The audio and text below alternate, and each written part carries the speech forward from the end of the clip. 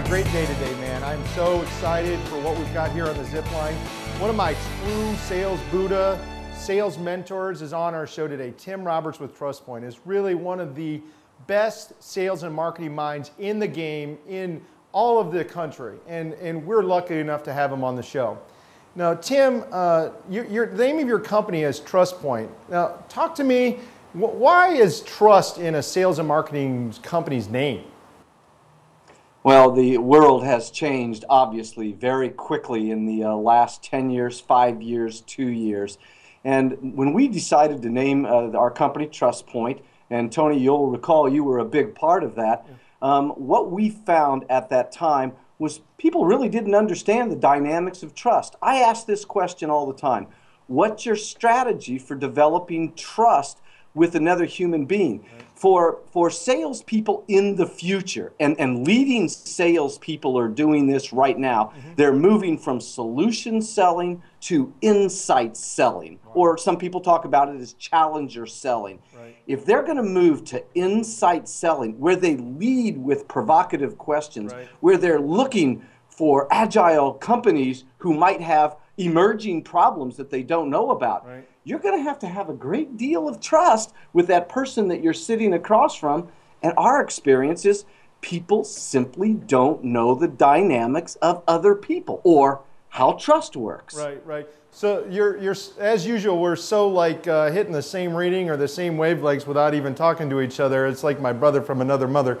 Thanks, I'm okay with that. Yeah, right. The Challenger sale, I mean, what a great model, what a great not only survey on where complicated value propositions are going from a selling standpoint, but what a great challenge to the way we learned how to sell even just 20, 30 years ago, right? I mean, you know, Sandler has really sold this in, you know, this interrogation strategy, for lack of better terms, of really getting in there and asking tough questions. But what we're talking about now is like you don't even have the opportunity to ask those tough questions if you're not perceived as the expert, if you're not bringing to your word insight. And so talk to me about how you see Sandler and what you're doing changing now.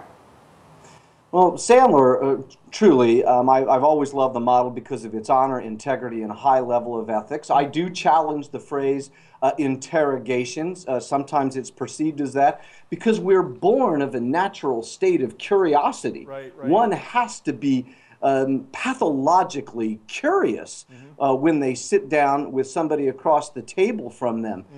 Buyers have changed greatly. Buyers are more discerning than they've ever been before. They have more intelligence at their fingertips. More decisions are made before the salesperson even shows up.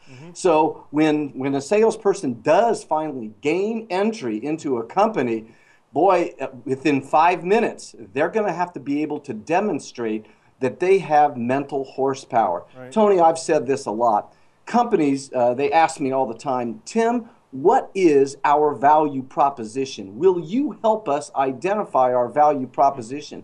For me, it's very clear. And most companies, probably virtually all companies, your value proposition is always original thinking. Do you have the kind of mental horsepower that will challenge the prospect? Tom Peters wrote in his book, Reimagine, it's like, what is your brand promise? And do your customers know what that is? And is it different from everybody else? And I think it's one of the most important questions we ask ourselves as salespeople, right? I mean, do we really know what we're bringing as original thought? And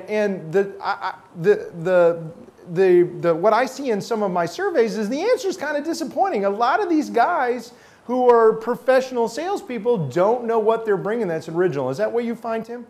Well, sure. Since 2008, salespeople have really been beaten down. Back in 2008, when the economy started to plunge, buyers who had been loyal, and loyalty is dead, my friends. I think everybody understands that. Doesn't have to be with trust. But buyers would simply look at somebody and say, Tony, I really enjoyed working with you, but you're going to have to do better. If you want to maintain our business, you're going to have to lower your price. And immediately, veteran salespeople, really good salespeople, started acquiescing and saying, yes, I'll do that. And buyers all collectively got together and said, my gosh, that was easy. Yeah. And then they started looking around. The process of loyalty being diminished started dissolving pretty quickly. You know what really the battle is, and I think salespeople don't understand this. The battle between the buyer and the seller is not necessarily. It's not product knowledge. It's the buyer's beliefs about that industry, about that salesperson, and versus the salesperson's beliefs. Right. So many salespeople don't believe that they're allowed to ask questions. Right. They don't believe that they're allowed to sit down for an hour meeting. They still keep saying, "Can I have 10 minutes of your time?" Right. Buyers just found out that salespeople were weak. Right. Well, we have two people in your class right now. And I'm grateful. Thank you. Yes. Thank you for everything. And one of the things that someone was asking me, why not, why TrustPoint, why Tim, why not the other players at B, and I really thought long and hard about that answer because I wanted to make sure whatever I gave them was the reason I truly believed and could transfer with conviction. And the phrase I came up with was transformational psychology. I mean, the salesperson has to transform their psychology in order to understand how to transfer conviction. And I think that's really what you guys are doing that's so different than a lot of the other guys in this game. There's a process you need to understand it. Yes, you need to know where you're at in that process with the client, but man, if you don't ever go to work on what's in between your ears, you just don't have a freaking chance. And I think is that fair to say what you guys do that's different at TrustPoint? Well, first of all, let me just say that your statements, your comments, all come from a thoughtful perspective, and I do appreciate that very much. I think the difference has always been, and why we named the company TrustPoint. This is a human being business. I've said more times than I can count that what you have to go out and do is see things differently. The value I believe that TrustPoint brings is we help people see things differently than they do now. We're in the mental intervention business. Clearly, it's not a sales training business. No. It's about humans, and the first thing that you have to know is how to run your own life. Right. And our experience here is most people don't know how to run their own lives. So you're right, it's right here. Right. You can't win with a very discerning intellectual buyer if you aren't very anchored yourself. So we often start with you. Right. I don't know, Mr. CEO, you might be the problem. Right, amen. So kind of try to take us out here, Tim. Thinking about the future, I mean, our business has really been built on helping people that sell complicated value propositions, drive them through that lead nurturing process, teaching them something they didn't know, you're providing them that different worldview, which is very similar to what you guys do in entirely different ways, right? So where do you see the future for salespeople? I mean, is this word going to go away in this language? Or are we quickly going to turn salespeople into sales engineers and client satisfaction or success managers? Are we done with sale? Are we done with the art of selling? What do you see the future? Well, certainly. You look at the numbers, and numbers worldwide and here in the U.S., the numbers of salespeople are down. But what that means is those who remain have to be very good at what they do. Is the sales profession going away? Right. Heck no. Humans are still dependent on humans. I think one of the biggest challenges that folks are going to have to be mindful of, and there's still a lot of mediocrity, especially here in the Midwest. There are more fuddy-duddy sales forces led by fuddy-duddy thinking owners and sales managers than I can imagine. The challenge with salespeople continues to be they're horny. They don't want to date. Right. They sit down and their true motive is exposed right away. They're trying to do that old idea of ABC, always be closing. Right. And the buyers can feel it. The way that insight selling works in the future is your concept of teach marketing. Right.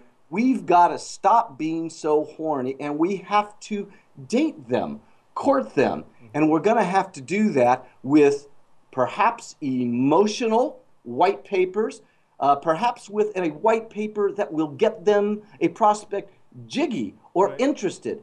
Every sales call, what you're supposed to do is see if you can get the buyer to look up and to the left and go, huh, Tony, I didn't see it that way. Teach marketing in the future is going to allow you to show them what kind of mental horsepower you have. That's going to be the key piece. You know, Tim, it's always a great joy to be on here, and I always feel changed and enlightened after leaving you on the talking with you. You've got so much that you're bringing to the party for with TrustPoint. What has been your biggest breakthrough lately? What has been your illuminating, enlightened moment that you just can't wait to share with everybody?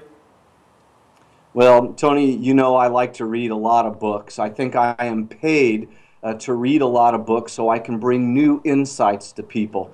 And maybe I'm embarrassed to say this, I'm not sure, but I always need to work on me first. One of the great insightful things I've been reading lately, besides keeping up to date on what sales folks are doing, is the book, How to Run Your Own Life.